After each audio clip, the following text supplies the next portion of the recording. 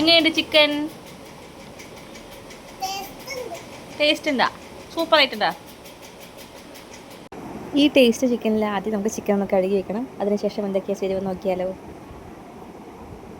എന്തൊക്കെയാണ് വേണ്ടത് നോക്കിയാലോ. ആദ്യം ഒരു പാത്രം എടുത്ത ശേഷം അതിലേക്ക് 2 അല്ലെങ്കിൽ 3 സ്പൂൺ കോൺഫ്ലവർ എടുക്കുക.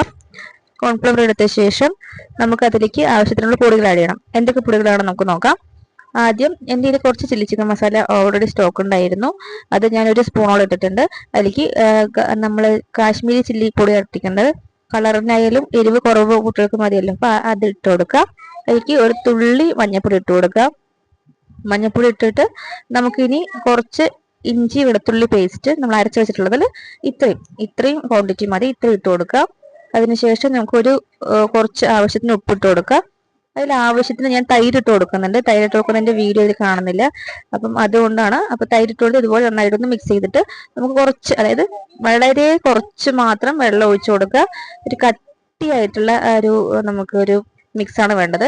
ഈ മിക്സ് തന്നെയാണ് നമ്മൾ എന്ത് ചെയ്യാൻ പോകുന്നത് അറിയോ, ചിക്കനിലേക്ക് നന്നായി തേച്ച് പിടിപ്പിക്കാനായിട്ട് പോകണം. അപ്പൊ അതുകൊണ്ട് ഇത് നന്നായിട്ട് മിക്സ് ചെയ്യണം. നമ്മൾ ഇത് ഒരുമാതിരി മിക്സ് ചെയ്യാതെ ഇട്ട് കഴിഞ്ഞ് കഴിഞ്ഞാൽ ചിക്കനിലേക്ക് അവിടെ ഇവിടെ പിടിച്ച പോലെ തോന്നും നമുക്ക്. അതുകൊണ്ട് നന്നായിട്ട് മിക്സ് ചെയ്ത ശേഷം ഇത് ചിക്കനിലേക്ക് ഇട്ടിട്ട് ഇതുപോലെ നന്നായിട്ട് കൈ കൊണ്ട് തന്നെ കുഴച്ച് മിക്സ് ചെയ്ത് വെക്കുക. ഇതൊരു 10-15 അരമണിക്കൂറോ ഒക്കെ വെച്ച ശേഷം നമുക്ക് വറുത്തെടുക്കാവുന്നതാണ്. നല്ല ടേസ്റ്റ് ആണ്, തീർച്ചയായിട്ടും ഉണ്ടാക്കി നോക്കാം. അപ്പൊ നമുക്ക് ഇതിലേക്ക് എങ്ങനെ വറുക്കാന്ന് കൂടി ഞാൻ കാണിച്ചു തരാം. കുറച്ച് കറിവേപ്പില ഇട്ടിട്ട് 2-3 വെളുത്തുള്ളി ചതച്ചത്, അതൊരു നല്ല മണത്തിനാണ് കേട്ടോ, അതും കൂടി ഇട്ട് കൊടുക്കാം. എന്നിട്ട് നമുക്ക് ആവശ്യത്തിന് ചിക്കൻ കുറച്ച് കുറച്ചായിട്ട് വറുത്തെടുക്കാം.